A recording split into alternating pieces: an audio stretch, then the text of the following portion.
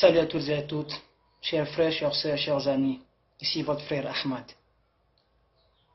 Mes frères, mes sœurs, généralement lorsqu'une personne meurt, on fait des invocations pour cette personne, n'est-ce pas? Que la terre lui soit légère, RIP, en abrégé, que rest in peace, repose en paix. On met des émoticônes en larmes, des dessins en train de pleurer, on met des fonds noirs, on ne sait même pas tout ça d'où ça vient, mais on le fait quand même. Tout ceci dans l'espoir que Dieu ait pitié de la personne, dans l'espoir que l'âme de la personne décédée repose en paix, pour que la personne ait le salut éternel. On le fait, n'est-ce pas? Mais pourquoi est-ce qu'on se souvient de la mort que seulement lorsque quelqu'un meurt? Parce que ça, c'est un grave défaut. C'est l'une des armes de destruction les plus dangereuses que le Satan possède. Plonger l'homme dans ce qu'on appelle al-rafla, l'indifférence, l'oubli. J'oublie la mort. Quand tu oublies la mort, tu ne peux pas faire du bien. Jamais. Tu ne peux pas te souvenir de Dieu. Mais pourquoi on se souvient de la mort que lorsque quelqu'un meurt? Voilà une question à se poser. Ça, c'est un. De deux, le Coran nous dit, l'être humain, l'être humain aura dans l'au-delà que ce que lui-même, il a œuvré pour lui-même. Que ce que lui-même il faisait pour lui. Et que ces œuvres-là, il les verra. Il verra ces œuvres-là. Ensuite, il aura une récompense pleinement juste, pleinement méritée, en châtiment ou en bonheur éternel. Mes frères, avant que les gens vont se mettre à pleurer pour toi, à mettre des ripes, la question que j'aimerais te poser, en tant qu'un jeune qui s'adresse à ses frères jeunes, pas en tant qu'un imam ou un oustaz, non. Je ne suis pas imam, je ne suis pas oustaz. Même dans la vraie vie, je ne suis pas ça. Parce que certaines personnes m'appellent imam. Je ne sais pas, vous avez pris ça, mais j'ai rien à voir avec ces choses-là. Dans ma vie active quand même. La question que j'aimerais te poser, c'est combien de fois t'es-tu réveillé dans la nuit pendant que tout le monde dort et que tu as pleuré comme quelqu'un qui avait perdu toute sa fortune, et que tu as pleuré comme quelqu'un qui avait perdu sa femme, et que tu as pleuré comme quelqu'un qui avait perdu sa mère, dans le seul but, pleurer comme ça, dans le seul but de demander à Dieu d'avoir pitié de toi le jour où tu seras dans ta tombe. Combien de fois tu fais ça? Tu pleures, Seigneur, le jour où je serai dans ma tombe, ce jour-là, fais-moi grâce, aie pitié de moi. Parce que c'est ça. Le Coran dit c'est ça qui pourra te sauver. Ce que toi-même tu fais pour toi aujourd'hui. Là-bas tu vas pleurer, mais là-bas les larmes n'ont aucune importance. Parce que la miséricorde basée sur les larmes a été désactivée. Donc les larmes là-bas ne peuvent pas faire que Dieu va avoir pitié de toi. C'est ici-bas que tu peux pleurer et que tes larmes vont faire qu'Allah va avoir pitié de toi. Mais est-ce que tu fais ça? Tu pleures pour la musique. Tu pleures pour des films. Tu pleures quand tu es ému pour des choses de ce bas monde. Mais pour Allah, combien de fois tu pensais à ton sort dans l'au-delà et puis pleurer comme quelqu'un qui a perdu sa mère?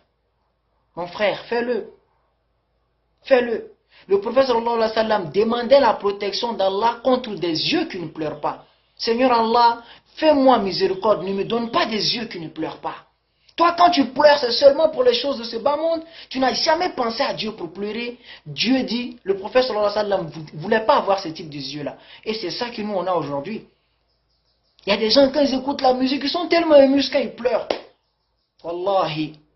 Quand ils regardent un film où Roméo et Juliette s'aiment tellement, ils sont émus, ils pleurent.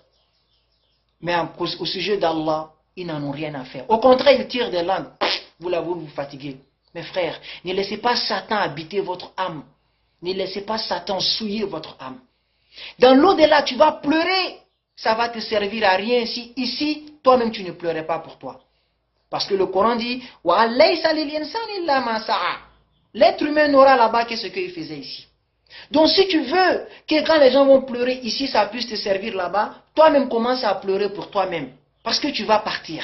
C'est une question de temps, mon frère. On est en 2019. Tu n'as aucune garantie que dans la fin de 2019, tu te trouveras en vie. Pas plus que moi qui parle. Tu n'as aucune garantie. Il n'y a rien qui est plus proche de l'être humain que la mort. Rien. Tes projets à long terme, c'est toi qui vois. Tes ambitions, c'est toi qui vois. Tout ce que tu as envie de faire, c'est toi qui vois. Mais si la mort vient, même si tu es dans le WC, ça ne va pas attendre que tu sortes. Ça va te prendre là-bas. Et aujourd'hui, regardez sur les réseaux sociaux. Ce sont les jeunes qui meurent en majorité, mes frères. Ce sont les jeunes qui meurent en majorité. Chaque fois que tu vois des rip, c'est quelqu'un qui est jeune. Parce que quelqu'un qui meurt moins de 40 ans et moins de 60 ans, on va dire quoi? Qu'il est jeune. Et le prophète sallallahu alayhi wa sallam avait fixé l'espérance de vie de sa communauté à 70. C'est-à-dire que celui qui va au-delà de 70 n'a qu'à considérer ça comme un bonus. Donc, il faut préparer, prépare-toi. Tu vas partir d'un moment à l'autre. Mais qu'est-ce que tu fais pour préparer ce jour-là? Et même Dieu te dit, Wal tanzur nafsun ma qaddamat lighad. Et que chaque âme regarde, vérifie, analyse ce qu'elle a mis pour son lendemain. Mon frère, tu as mis quoi pour ton lendemain? Tu as mis quoi pour ton lendemain? Toujours la tête baissée dans l'amusement. Si ce n'est pas les réseaux sociaux, c'est le travail, les voyages, les filles. Non, subhanallah, une génération que Satan a totalement contrôlée. Les gens sont à la recherche de buzz, à la recherche de visibilité. Regardez nos filles aujourd'hui. Des filles qui s'appellent Mariam, Zainab, Fatima. Allez voir leur profil. Tu vas voir aucun signe religieux qui montre que c'est des musulmanes. Leur modèle, si ce n'est pas les Beyoncé, c'est les Kim Kardashian, les Rihanna, des gens qui n'en ont rien à faire de l'islam. Même mort, ils ne voudront pas de l'islam. C'est eux vous avez pris pour faire modèle, votre modèle. Oh, le prophète te dit, Al-mar'u ma'aman ahabba. Man tashabbaha biqawmin fahuwa minhum. Celui que tu as aimé au point de limiter dans tes actes, wallahi, toi avec lui, yawm al-qiyamah, vous serez ensemble. Si c'est Bob Marley tu as aimé, si c'est Messi, si c'est le compagnon du prophète, n'importe qui que tu vas aimer, pour d'un amour démesuré, on ne parle pas d'une simple appréciation, apprécier quelqu'un, ça c'est différent. Mais amour, il y a des gens, quand tu entends parler de certaines personnes, tu as l'impression que c'est leur Dieu. Le prophète dit, quand tu aimes quelqu'un comme ça, Yawm al-Qiyamah, tu vas te réveiller, il est à côté de toi. C'est toi, tu crois que c'est des célébrités, pour Dieu ce n'est rien, vous êtes tous pareils. Donc faisons attention aux actes que nous posons. Ayons pour habitude de pleurer pour demander pardon à Dieu avant que notre mort n'arrive. Comme ça, même si personne ne pleure pour nous, ça ne va pas nous servir. Parce que si on attend qu'on meure, que les gens vont pleurer pour nous, laissez-moi vous dire qu'il y a des gens qui sont morts à l'époque du prophète. Même le prophète n'a pas pu demander à Allah de leur pardonner. Abdullah ibn Ubay ibn Saloul, le prophète a demandé pardon. Dieu lui a dit clairement, Astaghfarta lahum am lam tastaghfir lahum in tastaghfir lahum sab'ina marratan falan yaghfir Allahu lahum. Que tu me demandes pardon ou bien que tu ne le fasses pas, même si tu me demandes pardon 70 fois pour ceux-là, wallah, je ne vais pas leur pardonner. Regardez comment Dieu a stoppé net le prophète Mohammed sur quelqu'un, à cause de quelqu'un qui n'en avait rien à faire de la religion, qui était le surcroît un hypocrite. Et nous, est-ce qu'on va avoir cette chance que le prophète demande pardon pour nous? Non, parce qu'il est déjà mort. Donc on n'a que nous-mêmes, on est livré à nous-mêmes. Et nous, on prend notre jeunesse là pour foutre ça dans l'amusement. Réseaux sociaux, buzz, concerts, sorties, voyages, entre copains, entre copines, anniversaires, soirées, mes frères. Jusqu'à ce que la mort vienne faire baktatan, bam, c'est fini. Et là, les amis viennent mettre des voiles avec des rips. Ça fait rire, mon frère. Ça fait rire, ma soeur. Aujourd'hui, pleure pour toi, pour que demain tu sois en paix. Si tu écoutes ce conseil-là, wallahi, tu auras les mérites. Tu vas avoir les bénéfices. Moi, je ne parle pas parce que je suis qualifié, non. Mais c'est le Coran qui nous demande, Wadakir, fais des rappels. Fais des rappels.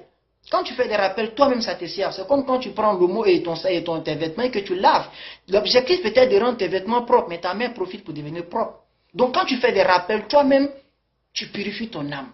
Voilà pourquoi on le fait. On n'est pas là pour se faire voir ou non. Wallahi, on n'a pas besoin de ça. Parce que se faire voir là, c'est un temps. Et puis après, ça passe. Mais quand là, tu donnes les mérites, c'est éternellement. En tant que jeune, souviens-toi de Dieu. Pleure souvent. Demande pardon à Dieu dans la tombe de t'épargner. Aujourd'hui, fais-le régulièrement. Comme ça, demain, tu seras en paix. C'est le message que je voulais passer dans cette vidéo. Salam alaikum.